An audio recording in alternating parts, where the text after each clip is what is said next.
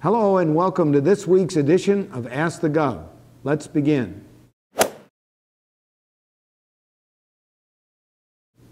Our first question comes from Allison via Facebook.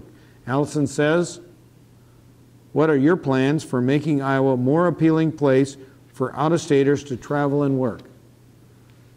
Well, first of all, I think Iowa is a very attractive and beautiful state to visit. And we do have a wonderful tourism map and traveler guide. We have, through the years, had a lot of different projects to help renovate historic buildings and help communities to improve themselves.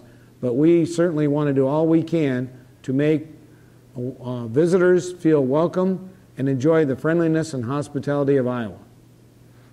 Our second question comes from Wes via Facebook.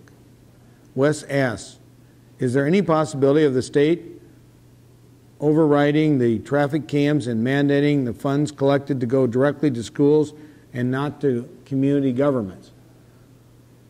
The legislature has just adjourned, and so even though the House of Representatives did have legislation to ban these traffic cams, it did not pass the Senate, nor did any requirement that would redirect the revenue. So unfortunately, it's too late for this year, but it is an issue that I think many people are concerned about, and you may want to talk with your legislature or legislative candidates about addressing this issue during the next session.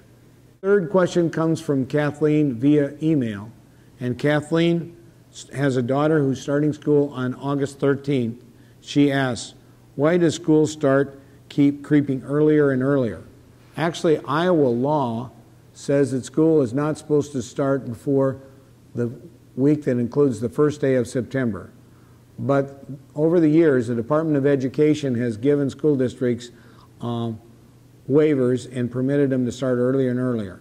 Many people are objecting to this, and I believe, and actually the House of Representatives passed a bill that would change the start date of schools back to the original intent of the law and not permit these waivers unless for extraordinary circumstances. I believe that the intent of the law is not being carried out by the Department of Education, and this issue needs to be revisited. And if the legislature fails to act, it's something that we're going to take a look at whether we can do that by changing the rules process.